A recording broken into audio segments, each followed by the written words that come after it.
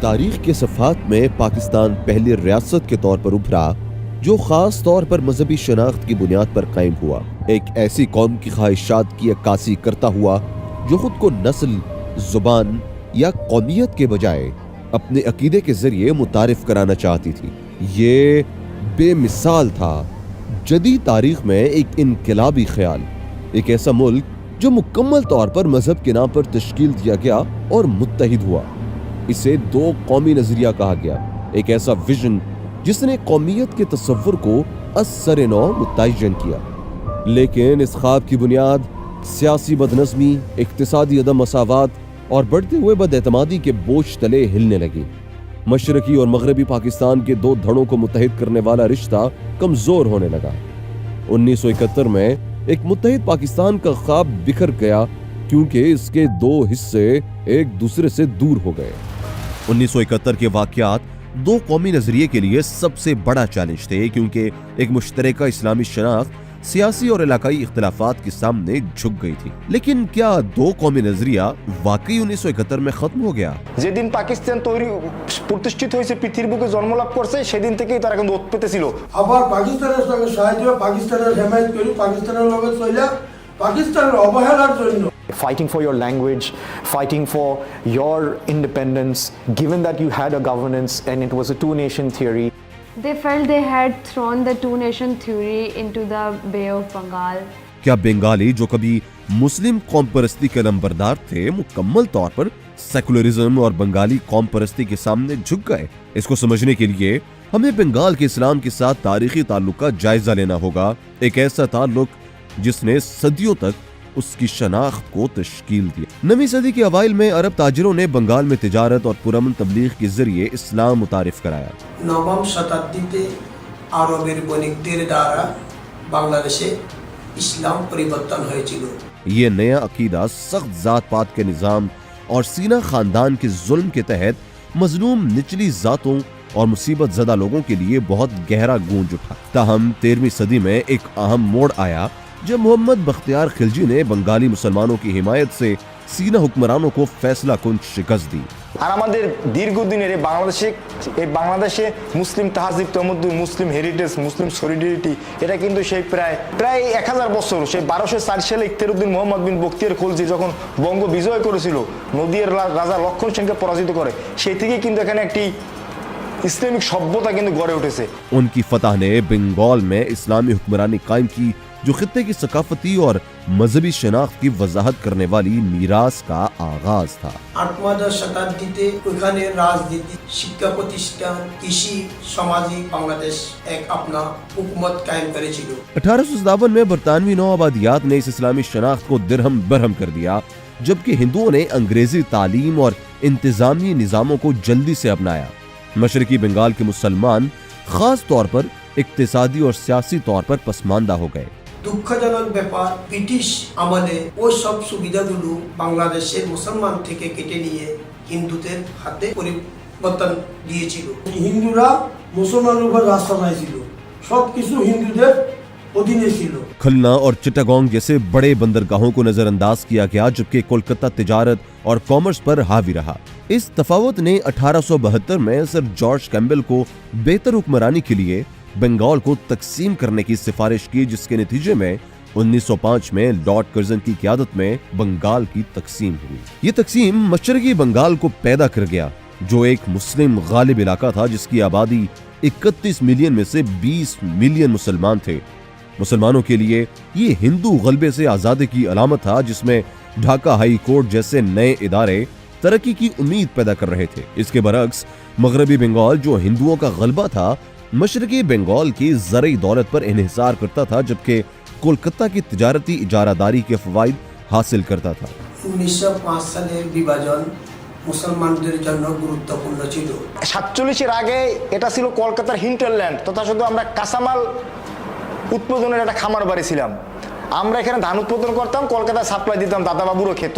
এখানে তাদের জমিদারদের জমিদারি ছিল পূর্ব বাংলায়, কিন্তু তারা বাস করত কলকাতায়। تقسیم نے ہندو سیاسی اور اقتصادی طاقت کو خطرہ پہنچایا جس کے نتیجے میں ہندو اشرافیہ کے ذریعے احتجاج کیا گیا۔ یہ تقسیم مشرقی بنگال کے مسلمانوں کے لیے ایک موقع تھی जो हिंदू गलबे से आजादी की अलामत थी, जबकि मगरबी बंगाल के हिंदू अशराफिया के लिए ये एक चैलेंज था। हिंदू प्रेस जैसे अमृत बाजार पत्रिका ने बरतानवी हुकूमत पर इल्जाम लगाया कि वो हिंदू इत्तेहाद को कमजोर करने के लिए बंगाल को तकसीम कर रही है। हिंदू वकला जो अपनी समाजी और सियासी ताकत खोने से खौफजदा थे, उन्होंने मशरकी बंगाल में मुस्लिम इदारों के क़याम की शदीद मुखालिफत की। तकसीम के दिन को यौम स्याह करार दिया गया और मजहबी बयानबाजी ने शिद्दत इख्तियार की। हिंदू देवी काली माता की तौहीन के इल्जामात लगाए गए। ये एहतजाज न सिर्फ सियासी बल्कि सकाफती और मजहबी तकसीम की अक्कासी करते थे। इस मुजाहिमत के दौरान मुस्लिम सकाफती शनाख्त ने वाज़ेह होना शुरू किया। सैयद अमीर अली की कायम करदा मोहम्मदन लिटरेरी सोसाइटी ने मुसलमानों की फिक्री और सियासी इत्तेहाद के लिए बुनियाद रखी। 1906 में ढाका में ऑल इंडिया मुस्लिम लीग कायम हुई, जिसमें नवाब सलीमुल्लाह खान और दीगर मुस्लिम रहनुमा शामिल थे, जिन्होंने मुसलमानों के हकूक के लिए आवाज बुलंद की। ताहम हिंदू मुखालिफत खुसूसन स्वीडिशी तहरीक के जरिए मुस्लिम तरक्की को दबाने की कोशिश की गई। स्वीडिशी तहरीक जो बज़ाहिर खुद इन्हिसारी को फरोग देने के लिए थी, जल्द ही हिंदू गलबे का जरिया बन गई, जिसमें धमकियां, नफरत अंगेज मुहिम्मात और बंकिम चंद्र चटर्जी जैसे मुंसिफिन के जरिए मुस्लिम मुखालिफ प्रोपेगेंडा शामिल। ये दुश्मनी उस वक्त अरूज पर पहुंची जब 1911 में किंग जॉर्ज पंजम ने बंगाल की तकसीम को मनसूख कर दिया। हिंदू अशराफिया ने इस फैसले को अपनी फतह करार दिया और जश्न मनाया, जबकि मुसलमानों के लिए ये दिन मायूसी का था। অর্থনৈতিক রাজনৈতিক সুবিধাগুলো মুসলমানের হাতে ছিল। দুঃখজনক ব্যাপার, ওখানে সুবিধাগুলো 1911 সালে হিন্দু अपना तरफ করেছিল। तकसीम का खत्म मुसलमानों की सियासी और समाजी तरक्की की उम्मीदों को खत्म कर गया और सकाफती जबर को मजीद बढ़ावा दिया। 1937 से 1939 तक कांग्रेस के इक्तदार में मुसलमानों के साथ सकाफती अजनबियत का बर्ताव मजीद बढ़ा। वंदे मातरम को कौमी तराने के तौर पर अपनाना और वृद्धा तालीमी स्कीम जैसे इकदामात मुसलमानों की शनाख्त को खत्म करने की कोशिश थी। इन पॉलिसियों ने मुसलमानों में अलहदा रियासत के मुतालबे को तकवीयत दी और 1940 और 1947 के दरमियान बंगाली मुसलमानों ने लाहौर करारदाद की हिमायत में अहम किरदार अदा किया। मुसलमाने एक नतून पाकिस्तानेर दिके নিজেদেরকে নিয়ে চলে যায়।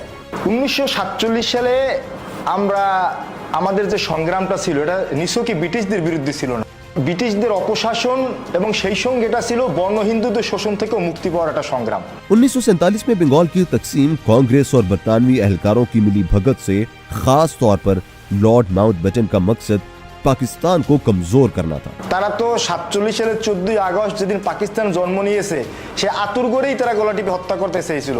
তাদের নেতারা তো বলেছি, এখন আমরা আপাতত তাদেরকে আলাদা করে দিচ্ছি, 25 বছর 20 বছর গেলে তারা আবার আমাদের সাথে মিলে যাবে। 9 अप्रैल 1946 को बंगाली हिंदू कॉन्फ्रेंस मुनक्किद हुई। इस कॉन्फ्रेंस के मौके पर भेजे गए एक पैगाम में हिंदू महासभा के रहनुमा V.R. सावरकर ने कहा, अखंड हिंदुस्तान की तकसीम के मंसूबे को नाकाम बनाने के लिए हिंदुओं को पहले पाकिस्तान की तकसीम में पहल करनी होगी। अव्वल मगरबी बंगाल में हिंदू सूबे का कयाम, दूसरा मशरकी पाकिस्तान को 2 हिंदू सूबों के दरमियान कुचलकर आसाम से किसी भी मुसलमान को निकाल बाहर करना, और तीसरा मशरकी पंजाब में हिंदू सिख सूबे का कयाम। इस सब के चलते पाकिस्तान के बानी कायदे आज़म मोहम्मद अली जिन्नाह ने बंगाल और पंजाब की तकसीम के मुतालबे की शदीद मजम्मत की, लेकिन तब तक कांग्रेस के तमाम तीर निशाने पर लग चुके थे। আসলে কায়েদ আজম মোহাম্মদ আলী জিন্নাহ প্রাসঙ্গিক। তিনি যেমনিভাবে পাকিস্তানের প্রাসঙ্গিক, ঠিক তেমনিভাবে বাংলাদেশেও আজও প্রাসঙ্গিক। বাংলাদেশের সংবিধানের 2য় অনুচ্ছেদে অত্যন্ত সুস্পষ্টভাবে বর্ণিত আছে, সাবেক পূর্ব পাকিস্তানের চিহ্নিত সীমানাই বর্তমান বাংলাদেশ। আর আমরা যারা জানি যে সাবেক পূর্ব পাকিস্তান সৃষ্টি হয়েছিল কবে, 1947 সালের 14 আগস্ট। আর পাকিস্তান আন্দোলনের নেতৃত্ব ছিল কে? কায়েদ আজম মোহাম্মদ আলী জিন্নাহ। এবং এটা যেমনিভাবে প্রত্যেকটা পাকিস্তানির দায়িত্ব তার প্রতি শ্রদ্ধা পোষণ করা, ঠিক তেমনিভাবে আমরা মনে করি যে প্রত্যেক বাংলাদেশির উচিত তার প্রতি শ্রদ্ধা পোষণ করা। बंगाल की तारीख में 1947 की तकसीम ने न सिर्फ मुसलमानों के लिए चैलेंजेस पैदा किए, बल्कि उनके इज्तिमाई शनाख्त पर भी गहरे असरात मुरतब की। कांग्रेस, बरतानवी हुकूमत और इंतहा पसंद हिंदू रहनुमाओं ने बंगाल की तकसीम को पाकिस्तान की वहदत को कमजोर करने के हथियार के तौर पर इस्तेमाल किया। पाकिस्तान के क़याम के बाद 1947 में मशरकी पाकिस्तान की शिकायत बढ़ने लगी, जो इक्तिसादी नजरअंदाजी और नाकाफी नुमाइंदगी की बुनियाद पर थी। अगरचे सनती और बंदरगाहों की तरक्की के मंसूबे शुरू किए गए। 1947 সালে যেদিন পূর্ব পাকিস্তান প্রদেশটি গঠিত হয় পাকিস্তানের একটা অংশ হিসেবে, সেদিন ঢাকা ছিল শুধুমাত্র একটা জেলা শহর।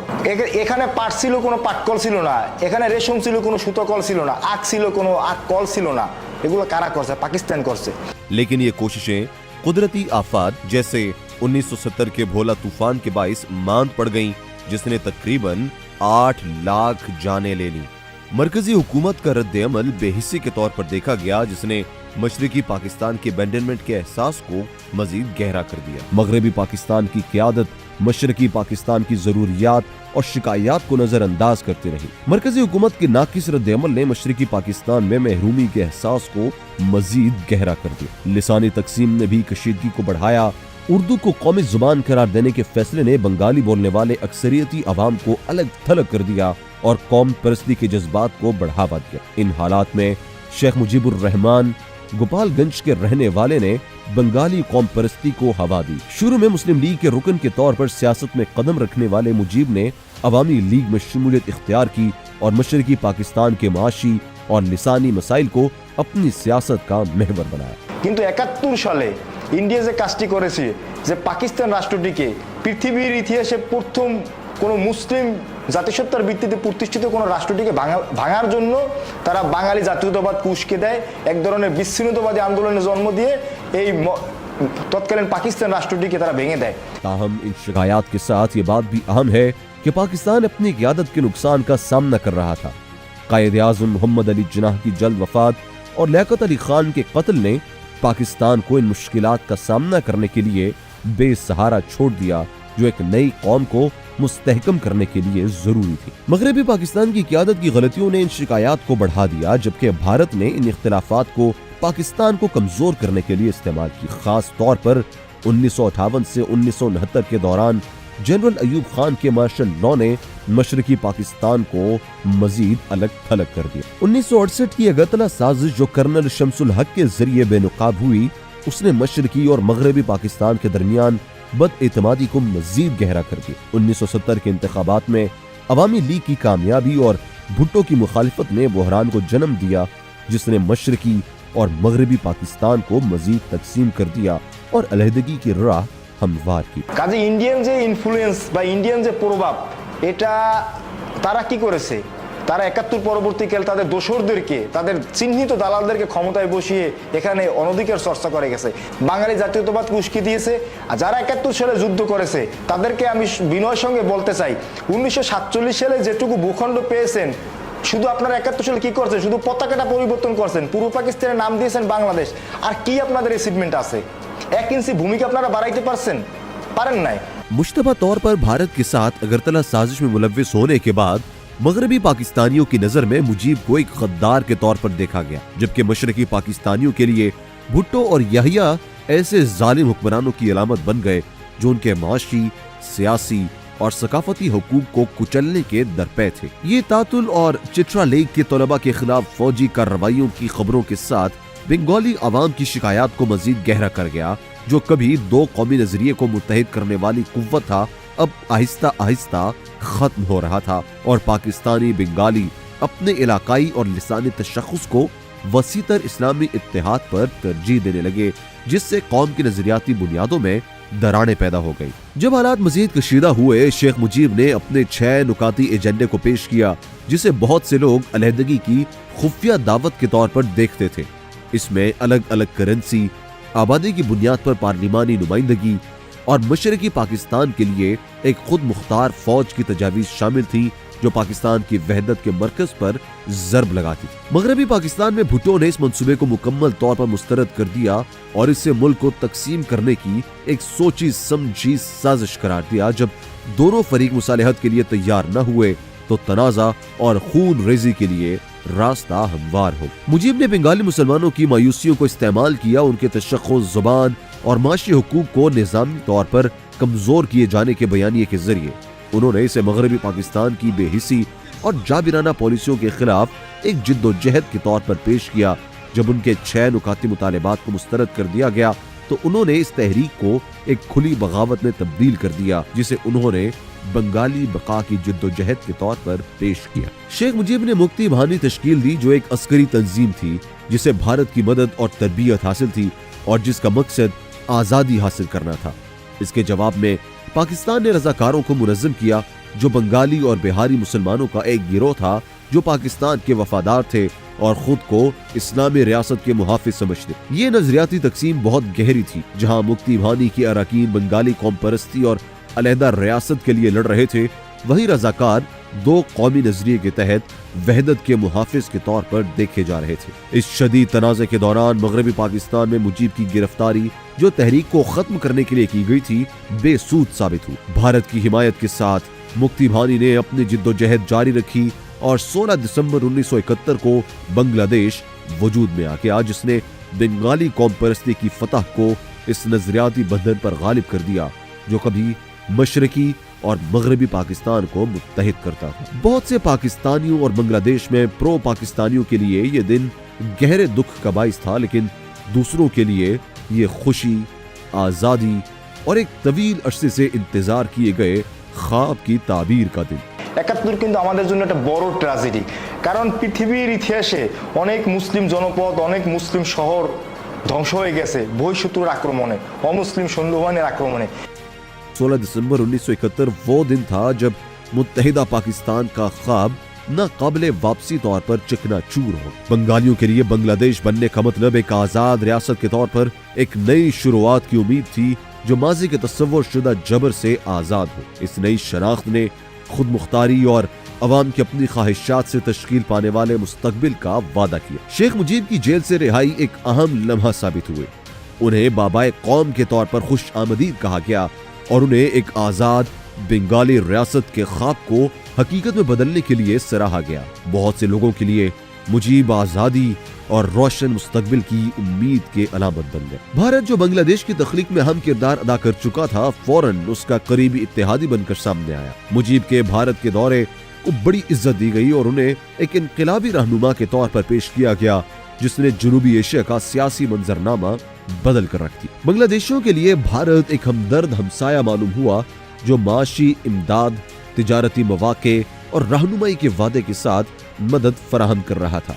अगस्त 1975 में शेख मुजीबुर रहमान, जिन्हें कभी कौम का बाप कहा जाता था, को एक फौजी बगावत में गिरफ्तार करके कत्ल कर दिया गया। उनके साथ उनकी अहलिया और बच्चों समेत बेशतर खानदान भी कत्ल कर दिए गए। सिर्फ 2 बेटियां बच सकी जो उस वक्त मुल्क से बाहर थी। कातिलों में से कई मुक्ति बाहिनी के जंगी हीरो थे जो मुजीब की जालिमाना हुकूमत और उनके साथियों के बगैर रोक टोक मजालिम पर गहरी नफरत रखते थे। द बांग्लादेश ऑब्जर्वर के इदारिये ने इस वाक़ये को शेख मुजीब का कत्ल एक तारीखी जरूरत करार दिया जो उनकी हुकूमत के खात्मे और आज़ादी के उसूलों की धज्जियां उड़ाने की निशान बन गए। शेख मुजीब के कत्ल के बाद बांग्लादेश ने सियासी तब्दीली का एक हंगामा खेज दौर देखा। 1977 में जनरल ज़ियाउर रहमान इक़्तिदार में आए और उन्होंने मुजीब के दौर में शुरू होने वाली इंडियनाइजेशन और सेकुलराइजेशन पॉलिसियों को खत्म करने के लिए अहम इक़दामात किए। ज़िया ने बांग्लादेश की इस्लामी शनाख्त को मजबूत करने की कोशिश की और मुल्क को इस्लामी जमहूरिया बांग्लादेश का नाम दिया। उनकी ये कोशिश भारत को नापसंद आई जो बांग्लादेश को एक मातहत रियासत के तौर पर देखता था और उसके स्ट्रेटेजिक और माशी मफादात को बरकरार रखना चाहता। तहम ज़िया की हुकूमत बावजूद अपनी कोशिशों के आमिराना तर्ज हुक्मरानी और इक्तिसादी इस्तेहकाम में नाकामी की वजह से तनकीद का शिकार रही। 1981 में ज़ियाउर रहमान के कत्ल ने क़यादत का खला पैदा किया जिसने शेख हसीना की बांग्लादेश वापसी की राह हमवार की। अपने खानदान के अलमिये और जज्बाती असरात का फायदा उठाते हुए उन्होंने खुद को इस्तेकामत और जमहूरियत की अलामत के तौर पर पेश किया। हसीना ने फौजी हुकूमत से अवाम की मायूसी को इस्तेमाल किया और अपने वालिद की मीरास और हमदर्दी के वोटों की मदद से अपनी मकबूलियत मजबूत की और खुद को मुल्क की बेहतरीन सिविल क़यादत के तौर पर पेश किया। 1986 में शेख हसीना पहली बार बांग्लादेश की वज़ीर आज़म बनी, लेकिन अपने वालिद की तरह हसीना वाजिद भी एक बेरहम आमिर थी। उसकी सारी पॉलिसियां भारत के हक में थीं, जैसे कि बंगाल से जो भी बाहर एक्सपोर्ट होगा तो पहले इंडिया को ऑफर हुआ करेगा।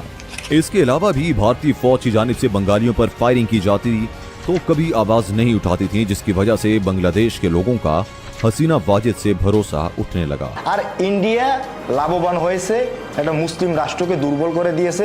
সবচেয়ে 71 দ্বারা ক্ষতিগ্রস্ত হয়েছে বর্তমান বাংলাদেশ। কারণ আমরা একটা আমি সব বলা হয় যে পৃথিবীর বৃহত্তম জেলখানা গাজা, আসলে বাংলাদেশও পৃথিবীর বৃহত্তম জেলখানা। हसीना का दौर बांग्लादेश में एक नए तकसीम के नजरिए को मुतारिफ कराने का बाइस बना।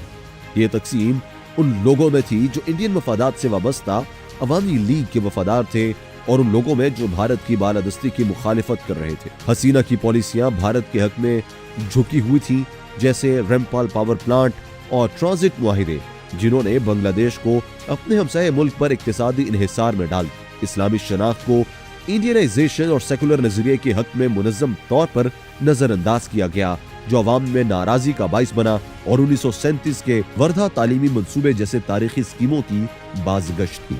আমরা এমন একটা স্টেট ছিলাম over the last 10-15 years where it felt like we were being predominantly run or influenced strongly by a second state. उनकी हुकूमत ने इस्लाम पसंद शख्सियात जैसे जमात इस्लामी के मोहम्मद कमरुज़्ज़मान को निशाना बनाया। On 11th of April 2015, my father Muhammad Kamaruzzman was hanged by the orders of a kangaroo court in a politically motivated trial under Sheikh Hasina's regime. He was not only a politician, but also a reputed journalist. He also wrote volumes about the undemocratic and brutal nature of Awami regime and about the dangers of Indian hegemony in Bangladesh. No wonder Indian puppets in Bangladesh, that is the regime itself, wanted him dead. इन इक़दामात ने इन अफराद को अलग थलग कर दिया जो बांग्लादेश की आज़ादी की इस्लामी बुनियाद के हामी थे और इस कौम में मजीद तकसीम पैदा कर दी। भारत का सुर रसूख बढ़ता हुआ वाज़े होता गया, जैसा कि 2009 के पेलेखाना बगावत जैसे वाक़यात से जाहिर हुआ, जो उसकी मुदाखलत को उजागर करते हैं। बांग्लादेशी बरामदात को भारतीय रास्तों से गुजारा गया, सरहदी झड़पों पर हसीना की हुकूमत ने खामोशी इख्तियार की और सेकुलराइजेशन की कोशिशों ने कौम के इस्लामी वर्से को मजीद कमजोर कर दिया। It is an open secret that Hasina's plan was to make Bangladesh a tributary state to India. আমাদেরকে চতুর্দিকে কাঁটাতারে বেড়া দিয়ে আটকে দেওয়ার সুযোগ কিভাবে পাইছে? 71 পরে তো পাইছে। আজকে আমাদের পানিতে আমাদেরকে শুকিয়ে মারছে, ডুবিয়ে মারছে, এই সুযোগগুলো 71 তৈরি করে দিয়েছে। बढ़ती हुई बदउनवानी, मीडिया की हेराफेरी और भारत की बढ़ती हुई सताइश ने खास तौर पर नौजवानों में मायूसी को जन्म दी। She gave all business to Indian companies, made treaties that will benefit India for the generations to come. সব বাংলাদেশের মানুষের লজ্জিত করে সবাইকে রাখছিল। 71 পাকিস্তানের বাহিনী সারেন্ডার করার পর এদেশের হাজার হাজার কোটি টাকার সম্পত্তি তারা বিনষ্ট করে গেছে, লুট করে নিয়ে গেছে। এবং আজও বাংলাদেশে দেখেন আপনি গার্মেন্টস সেক্টরে অস্থিতিশীলতা, বাংলাদেশের বিভিন্ন সেক্টরে অস্থিতিশীলতা, এগুলো কারা করছে? এগুলো ইন্ডিয়া করছে। প্রতি বছর আমাদেরকে বন্যায় আমাদেরকে যে ডুবিয়ে মারা হচ্ছে, শুকিয়ে মারা হচ্ছে, এগুলো কারা করছে? ইন্ডিয়া করছে। এটা অনেক questionable একটা ইনফ্লুয়েন্স ছিল, and this questionable influence was building up in the minds of Bangladeshi people. It is as if serving Indian interest rather than Bangladesh's own is baked into her DNA.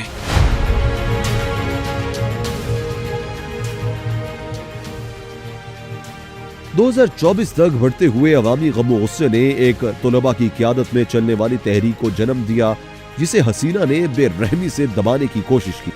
Lives have been lost, blood has been spilled, a lot of sacrifices were made of different kind. এখানে আমরা একটা ray of light দেখতে পেরেছি, একটা hope দেখতে পেরেছি। The hope and the ray of light was in the students, their bravery, their strength, their boldness, their daringness. This was very, very, very good to see.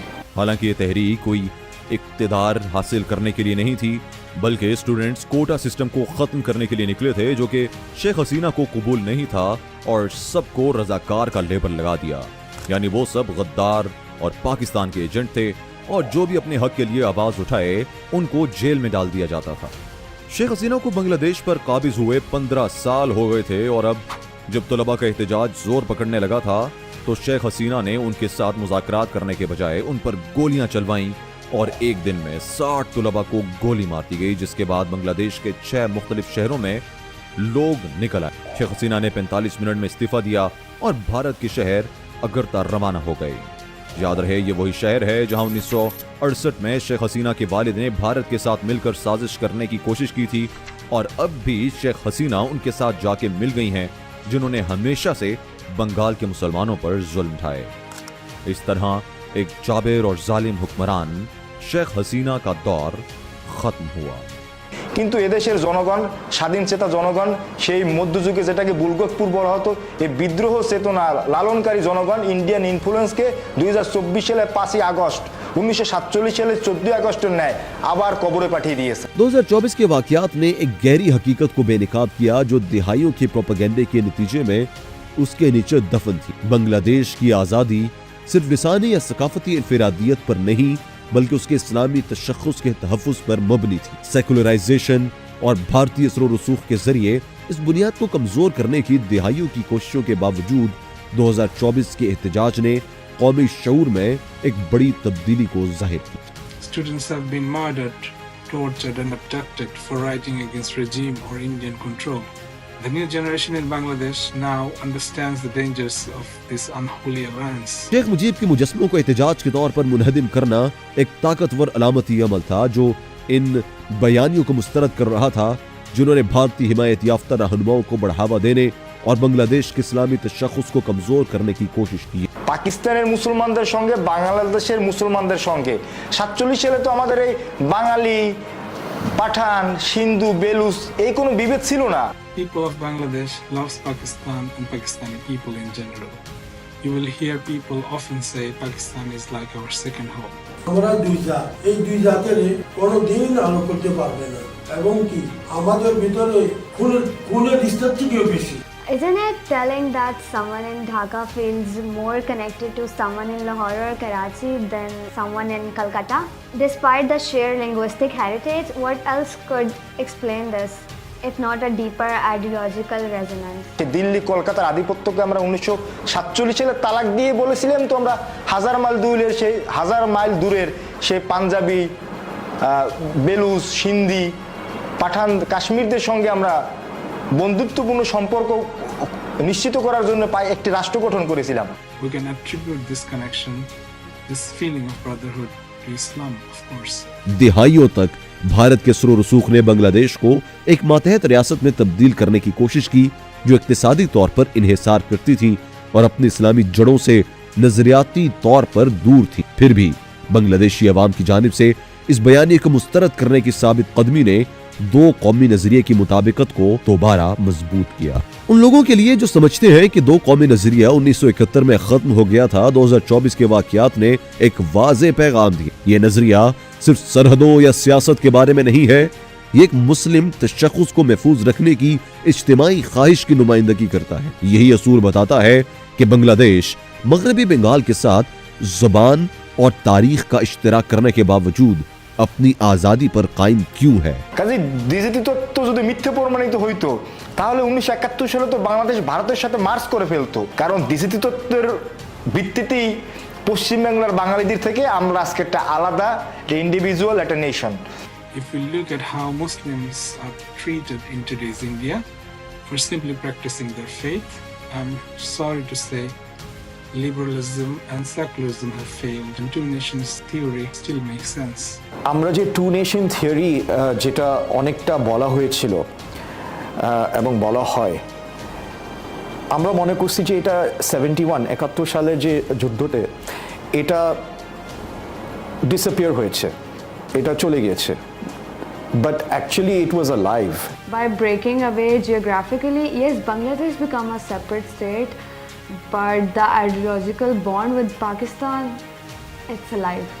আমরা দোনো একই কলমা পড়ানো পরিস্থিতি মানুষ, কলমা লা ইলাহা ইল্লাল্লাহ মুহাম্মাদুর রাসূলুল্লাহ, দোনো মূল্যের একই জবান, একই আওয়াজ। তবে ইন্ডিয়া যত চক্রান্ত করো লেগে নাম করে আলো করতে পারবে না দিল্লি থেকে।